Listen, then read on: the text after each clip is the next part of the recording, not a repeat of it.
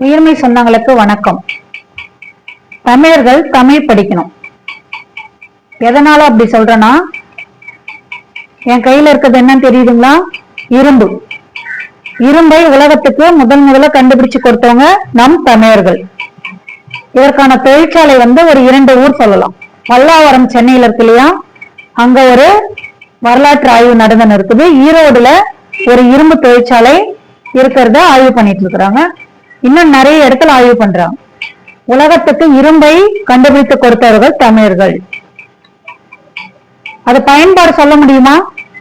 வீட்டுல பயன்படுத்துற 2 wheeler, bus, lorry, transport, சென்னையில பாலம் அமைக்கிறதா இருந்தாலும் சரி, மின்சாரத்துறை, டிரான்ஸ்பார்மர், வீட்டுல இருக்கிற அறிவுகள், ஜன்னல், கதவு எல்லாமே தங்கத்தை விட நம் முன்னோர்கள் இரும்புக்கு அதிக முக்கியத்துவம் கொடுத்து, ஏன்னா மிகப்பெரிய வியாபாரம் இரும்புலதான் இருக்குதுன்னு கண்டுபிடிச்சு அதுக்கான தொழிற்சாலை உருவாக்கி வச்சுட்டு போயிருக்காங்க. எல்லாமே காலத்தினுடைய இயற்கை பேரிடரால அதெல்லாம் அழிஞ்சு போச்சு. இப்போ அதுக்குதான் தமிழ் படிங்கன்னு சொல்றோம். யார் கண்டுபிடிச்சா, அதுக்கான ஆய்வு எல்லாம் எங்க நடந்துட்டு இருக்குதுன்றத நம்ம தமிழர்கள் தெரிஞ்சுக்கணும். அடுத்தது காசு பயன்படுத்தும் இல்லையா, இது 1 ரூபாவா 2 ரூபாவா அப்படின்னு 10 ரூபாய், 100 ரூபாய், 1000 ரூபான்னு சொல்றோம் இல்லையா. எதை வச்சு கணக்கிடுறோம்? பூஜ்ஜியத்தை வச்சு சொல்றோம். 2 பூஜ்ஜியம் இருந்தா 100 ரூபான்னு சொல்றோம். 1 பூஜ்ஜியம் இருந்தா 10 ரூபாய், 3 பூஜ்ஜியம் இருந்தா 1000 ரூபாய். அந்த இடத்தை பொறுத்து எவ்வளவு காசு இருக்குது கணக்கிடுறோம். இந்த பூஜ்ஜியத்தை உலகத்துக்கு கொடுத்தவர்கள் இந்தியர். அதுவும் நமக்கு வரலாறு படிக்கணும் தெரியும். அப்பதான் 1 கோடி வச்சிருக்கிறோம், 1 லட்சம் வச்சிருக்கிறோம்னா அந்த பூஜ்ஜியத்தை வச்சுதான் கணக்கிட முடியும். இந்த முறையை இந்தியர்கள் கொடுத்தாங்க. உலகம் முழுவதும் கொண்டு சேர்த்தவங்க அரேபியர்கள்.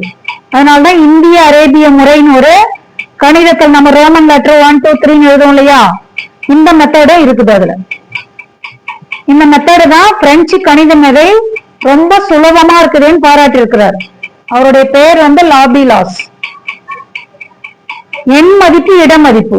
5 1 ரூபாய் 5 ரூபாய், 5 100 ரூபாய் 500 ரூபாய். ரொம்ப சுலபமா இருக்கே அப்படின்னு எளிமையாவும் ஆச்சரியமாவும் இருக்குதுன்னு பாராட்டி இருக்கிறாரு பிரெஞ்சு கணித மேதை. படிக்கணும், அதுக்கு படிச்சாதான் நமக்கு தெரியும். அடுத்தது ஆன்மீகத்தை பத்தி தெரியணும் அப்படின்னா, சென்னை திருவொற்றியூர்ல பட்டினத்தார் இருக்கா இல்லையா, ஒரு மகான் வாழ்ந்து இறந்திருக்கிறாரு. ஒரே ஒரு உதாரணம் தான் சொல்றேன், நிறைய ஆன்மீகம் இருக்குது. திருக்குறளே ஒரு ஆன்மீகத்தை நமக்கு போதிக்குது. பட்டினத்தார் யூடியூப்ல ஒரு படம் பாருங்க. சோழ ராஜ்யத்துக்கே வைரம் வைடூரியம் எல்லாம் கொடுத்தவரு. குடும்பத்தோட உட்காந்து ஒரு படம் பார்க்கணும் அப்படின்னு நினைச்சீங்கன்னா அந்த படத்தை பாருங்க. ஆன்மீகத்தை பத்தி தெரிஞ்சுக்கலாம். ஏன் சொல்றேன்னா, இதுதான் தமிழர்களுடைய கலாச்சாரம், பண்பாடு, வாழ்வியல், தாய்மொழி. தமிழ்ல தான் அதெல்லாம் இருக்கும். மொழியை தொலைச்சிட்டுனா இந்த எல்லா கலாச்சாரம் பண்பாடுமும் தொலைஞ்சு போயிடும். புதுச்சேரியில அரிக்கன்மேடு, அரியாங்குப்பம் பக்கத்துல ஒரு ஊர் இருக்கு தெரியுமா? இப்ப இருக்கிற தூத்துக்குடி இருக்குதுல்ல, எவ்வளவு பிஸியா இருக்குது துறைமுகம் இருக்கிற இடம். அதே போல நம் முன்னோர்கள் பிஸியா ஒரு பிசினஸ் பண்ண இடம் அரியாங்குப்பம் பக்கத்துல இருக்கிற அரிக்கன்மேடு. ஒரு நாணயம், சின்ன நாணயத்தை வச்சு நம் முன்னோர்கள் கிரேக்கத்தை கூட தொடர்பு வச்சு வியாபாரம் பண்ணியிருக்கிறாங்கன்னு கிரேக்க பேரரசனுடைய அந்த படம் அதுல பொறிக்கப்பட்டிருக்கு. அப்ப நாணயம்னா சும்மா இல்ல. நாணயவியல் அப்படின்னா ஒரு காசு கீழே கிடக்குதுன்னா அந்த காசு நம்ம நாட்டுக்கு எப்படி வந்திருக்கும்? நம்ம முன்னோர்கள் அவங்க கூட வியாபார தொடர்புல இருந்திருப்பாங்க. அதுதான் வியாபாரத்தை பத்தி தெரிஞ்சுங்கன்னா அதையும் நம்ம படிக்கணும். தமிழ் படிக்கணும், வரலாறு படிக்கணும். எண்களை பத்தி சொன்னோம் இல்லையா. அப்ப அடுத்து தமிழர்கள்னு ஒரு குழப்பம் எல்லாருக்கும் இருக்குது. சேரர்கள், சோழர்கள், பாண்டியர்கள்னா அவங்க வேற யாரோ நினைச்சுக்கிறாங்க. சேரர்கள்னா யாரு? தமிழகத்தினுடைய மேற்கு பகுதியை ஆண்டவர்கள். சோழர்கள்னா தஞ்சாவூரை ஒரு மையமா கொண்டு வாழ்ந்தவங்க ராஜராஜ சோழன்லாம். பாண்டியர்கள் யாரு? மதுரைய தலைமையிடமா கொண்டு ஆட்சி பண்ணவங்க. இதுக்கு முன்னாடி நம்ம அவங்கள தானே பத்தி படிச்சிருப்போம். சுதந்திரத்துக்கு இத்தனை பேர் பாடுபட்டு உயிரை கொடுத்தாங்கன்றத, மருது சகோதரர்கள், இவங்களாம் யாரு? நம் முன்னோர்கள். வீரபாண்டிய கட்டபொம்மன், பாண்டியர்கள் அதுலயே வருது. ராஜராஜ சோழன், சோழர்கள் பேர்ல வருது, சேரன் செங்குட்டுவன் சேரர்கள் அதுலயே வருது. இது தனித்தனியா இல்லாம மொத்தமா இணைச்சிட்டாங்க தமிழர்கள்னு. தமிழ்நாடுன்றது அதனாலதான். நமக்கு நம்ம தாத்தா பாட்டியை தெரியும், அவங்களுக்கு அவங்க தாத்தா பாட்டியை தெரியும். இப்படியே நம்ம முன்னோக்கி போயினே இருந்தோம்னா நமக்கு முன்னால ஒரு கடைசி முடிகிற நிலைமை வருது இல்லையா, அவங்கதான் நம்முடைய முன்னோர்கள் சொல்றோம். சேரர்கள், சோழர்கள், பாண்டியர்கள். மருது சகோதரர்கள் குலதெய்வ கோயிலுக்காக தன்னுடைய உயிரையே கொடுத்துட்டாங்க. கோயிலை இடிக்காதீங்கன்னு சொல்லி ஆங்கிலேயர்கிட்ட சரண்டர் ஆயிட்டாங்க. ஆங்கிலேயர்களால அவங்கள பிடிக்கவே முடியல. அடுத்து வர தலைமுறைக்கு இந்த கோயில் இங்க இருக்கணும், இதை வச்சு ஒரு வரலாறு தெரியணுன்றதுக்காக அவங்க சரண்டர் ஆகி இறந்துட்டாங்க. வீரபாண்டிய கட்டபொம்மன் கயத்தாறு என்ற இடத்துல தூக்குல போட்டாங்க. எதனால இறந்தாங்க அதெல்லாம் நம்ம குழந்தைங்களுக்கு அடுத்த தலைமுறைக்கு சொல்லி கொடுக்கணும். சினிமா பொழுதுபோக்குன்றது ஒரு பகுதியா தான் இருக்கணும், மற்றபடி நம்முடைய வரலாறு தான் அதிக அளவு நாம படிக்கணும். ஒடிசா பால் ஐயா சொல்லியிருக்காங்க, மண்பதை காக்கும் தென்புலம் கடல் ஆய்வாளர் அவர். ஒரே ஒரு சிலப்பதிகாரத்துல ஒரு லைனை வச்சு 7 கோடி ரூபாய் அபராதம் போட்டதை கேன்சல் பண்ணிட்டு அவங்களே 1000 லிட்டர் டீசல் போட்டு இங்கிலாந்துக்காரங்க அனுப்பிச்சு விட்டதா சொல்லி இருக்கிறாங்க. உலகம் முழுவதும் தமிழர்கள் இருக்கிறாங்க, தாய்மொழி பேசிட்டு இருக்கிறாங்க. மொழி என்ன செய்யணும், நம்மளை வாழ வைக்கும், நம்மளுடைய கலாச்சாரம் பண்பாட தெரிய வைக்கும். எல்லாத்துக்குமே நமக்கு ஆதாரம் தாய்மொழி தமிழ். தமிழை நீக்கிட்டு எல்லா மொழியும் கத்துக்கணும்னு நினைக்க கூடாது.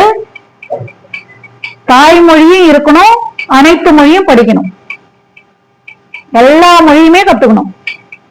ஆனா நமக்கு தாய்மொழி எல்லா ஒரு நம்மளுடைய உயிர் மொழி அது. இப்ப கணித அறிவியல் சொன்னோம் இல்லையா, கணிதம் சொன்னா வானவியல், அறிவியல் இதெல்லாம் உருவாகிறதுக்கு காரணம் கணித அறிவியல். அதுக்கும் நம்ம முன்னோர்கள் விட்டு வச்சாங்களா அப்படின்னா இல்ல. இங்க பாருங்க, தமிழ் எண்ணூறுக்கள்னு 1 அப்படின்னு சொன்னா கன்ற எண்ணால குறிச்சிருக்கிறாங்க. கவுண்டமணி காமெடியில பாத்திருக்கீங்களா, ஒருக்கா சொல்லு அப்படின்னு சொல்லியிருப்பாங்க. அப்படின்னா ஒரு முறை சொல்லுன்னு அர்த்தம். ஒரு கனா 1க்கு கன்னு அர்த்தம், 2க்கு உ, 3க்கு ஞ, 4 எப்படி சொல்லலாம், சன்ற இடத்துல மேல ஒரு கோடு, 5 எப்படி சொல்லலாம், ரூன்னு சொல்லலாம், 6க்கு கவுக்கு ஒரு வளைவு கோடு போட்டிருக்காங்க, 7க்கு ஏன்னு குறிப்பிடுறாங்க, 8க்கு ஆன்னு சொல்றாங்க, 9க்கு கூ மாதிரி போட்டிருக்காங்க, 10க்கு மா மாதிரி இடையில ஒரு கோடு. இத சாதாரணமா நம்ம கணக்கிட முடியாது. எதனால சொல்றேன்னா, இந்த எண்கள் வர்றதுக்கு முன்னாடி இந்த தமிழ் எண்ணூறுன்னு சொல்லி இருக்கிற பாருங்க, இத வச்சுதான் சாலைகள், கற்சிலைகள், சிற்பங்கள், கோயில்கள், கட்டடங்கள், ஆழ்துளை கிணறு, என்னென்ன நம்ம கண்ணுக்கு தெரிகிற அந்த கட்டடக்கலை எல்லாத்தையுமே இந்த எண்களை வச்சுதான் நம்ம முன்னோர்கள் உருவாக்கி இருக்கிறாங்க. மீன் சொல்ற முன்னோர்கள் சொன்னா நம்மளுடைய முப்பாட்டன் தான் அப்படின்னு சொல்றேன். நமக்கு முன்னால் வாழ்ந்த அப்பா அம்மா, அவங்களுடைய அப்பா அம்மா இருக்காங்களே, அவங்களுக்கு முன்னோர்கள் முப்பாட்டன் நம்ம பேர் வச்சிருக்கிறோம், அவ்வளவுதான். அவங்க வேற யாரோ இல்லை, அவங்கதான் தமிழர்கள் சொல்றோம், முன்னோர்கள் சொல்றோம். இப்ப இருக்கிற எண்களை வச்சு எளிமையா எழுதுறதுக்கு பாருங்க, ஒரே ஒரு தொடப்ப குச்சி, ஒரு வளையல் துண்டை வச்சு எண்களை எளிமையா எழுதிடலாம். நேரா நிக்க வச்சீங்க நேர்கோடு, சாட்சி வச்சீங்கன்னா சாய்வு கோடு, படுக்க வச்சீங்கன்னா படுக்கை கோடு. இது வலது கை வளைவு. வளையல் துண்டுல இது வலதா இடதான்றத நம்ம நிக்கிற திசையை பொறுத்து இடது வளைவு தீர்மானிச்சுக்கலாம். பாருங்க, 1னா நேர்கோடு, அடுத்தது வளைவு கோடு, படுக்கை கோடு, வளைவு கோடு, வளைவு கோடு 3. எழுதி முடிக்கும் போது லாஸ்ட்ல சொல்லணும், அந்த எண்களை சொல்லும் போதுதான் மனசுல பதியும். நேர்கோடு, படுக்கை கோடு, நேர்கோடு 4. இது பாருங்க, சிறிய நேர்கோடு, வளைவு கோடு, படுக்கை கோடு 5, சாய்வு கோடு சுழி 6. இது பாருங்க, படுக்கை கோடு சாய்வு கோடு 7, இடது வளைவு வலது வளைவு சாய்வு கோடு 8, சுழி நேர்கோடு 9, 1 0 10. எண்கள் சுலபமா இருக்கா? இங்க இருக்கிற எழுதி இருக்கிற எழுத்தை மட்டும் பார்த்து பயந்துட வேணாம். நான் சொல்றது ஒரே ஒரு தொடப்ப குச்சி, வளையல் துண்டு இல்ல ரப்பர், இத வச்சு வெறும் கோடு மட்டும்தான் வரைய போறோம். இடதா வலதா 2 கையில இருக்கிற ரேகையை வச்சு வரைஞ்சிடுறோம். அவ்வளவுதான், சுலபமா எழுதிக்கலாம். அடுத்த பதிவுல பார்க்கலாம்.